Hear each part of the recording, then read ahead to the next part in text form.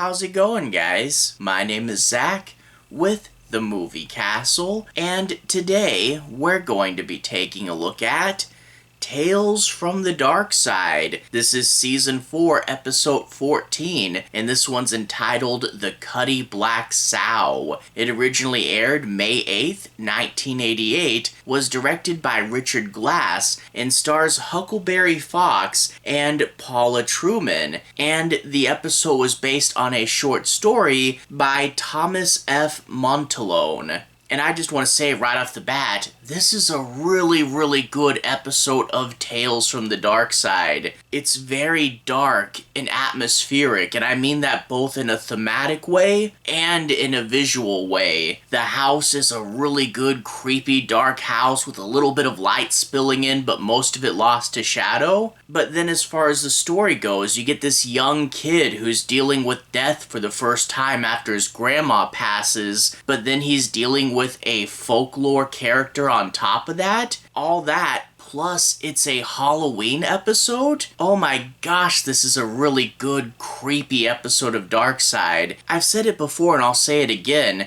Darkside is best when it's trying to legitimately be scary, and this is a great episode of that. A good, straight-up horror episode, not comedy, not giving way to tropes we've seen a million times before. Just Darkside being really good, really atmospheric, and really scary. Overall, I really love this one. But before we get too far, what's the episode about? I'm not going to do any major spoilers, and I'll try not to ruin the end or anything, but I do want to say my piece on a few plot points in order to do a deeper breakdown and analysis. So let's go ahead and jump right in. We open up with Grandma dying in the living room. The rest of the family is a mom, dad, and then a older brother and younger sister. And the older brother, our main character for this episode, asks his parents if Grandma's really going to die, and they're kind of forced to be honest with him.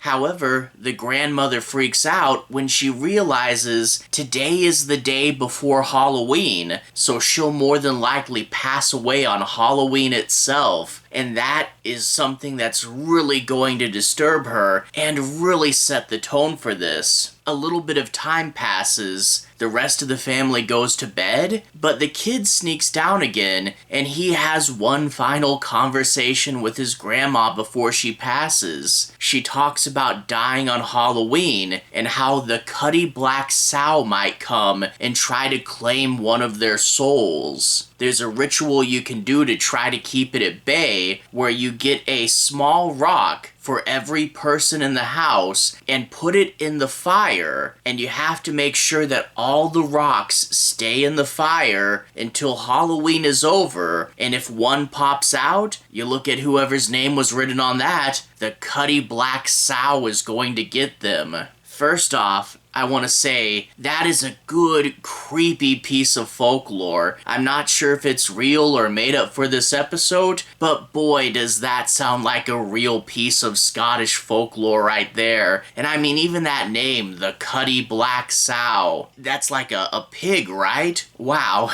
A creepy, almost like pig cryptid thing? That sounds super scary. And then the little ritual you have to do? I love good, honest-to-goodness folklore like this. So right off the bat, big thumbs up there. But also, I feel like this grandma talking about the old ways and what you have to do curled up by the fire in the living room late at night. I have a feeling this grandma may have been the inspiration for the grandma character in Krampus. Just similar vibes there. Well, of course, grandma's going to pass away, the kid's going to have a word with his father, and then you cut to next day, Halloween. The parents have to leave their kids. They go to the mortuary to make arrangements, so the kids are left alone on a Halloween night, and the older brother has to take care of his younger sister and go with her out trick-or-treating. Meanwhile, while all this is going on, he actually used a little tape recorder to record his grandma's final moments. So he's playing that back, and then he's looking through his grandma's old things. A book, the Bible. She has like this tablet with a picture of the Cutty Black Sow on it, and you get to see this kid poring over this research. And I want to say, you really do get a lot with the kid growing up here. I mean, look at what's happened to him. First, he's had his first up-close encounter with death. Then, his parents leave and now he's on his own. He then has to protect his younger sister and make sure that she survives the day okay. And on top of all that, he's bringing out the books and trying to learn the ritual to protect his family from a supernatural force that he's not sure if it's real or not. You can see in what he's doing so much of the themes of having to grow up, having to take on more responsibility, and with the Cutty Black Sow itself, having to determine,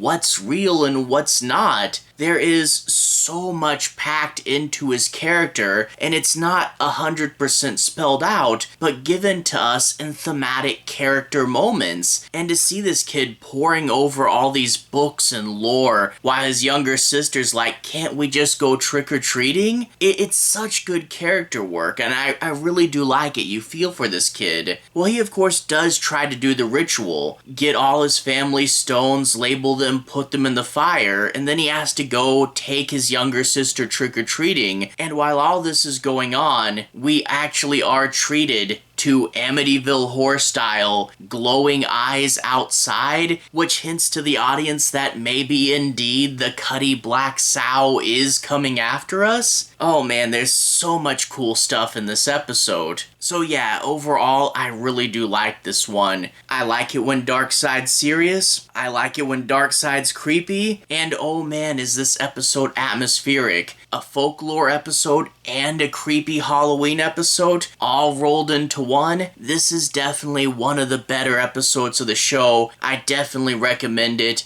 Definitely check this one out. It is so worth it. Put this in your list for a good Halloween marathon. It is super cool, and it might even be my favorite of the season. I'll have to see how this all pans out. All that being said, to everyone who's watched so far, thank you for watching. To everyone who's liked and subscribed, thank you. You really are helping the channel out. I'll leave a relevant playlist on the bottom. This should be my Tales from the Darkside playlist. If you guys want to see my reviews for the past episodes of the show, you should be able to find them there. Anyway, have a good day. I'll see you guys again very soon. Playlist here. Have a good day now.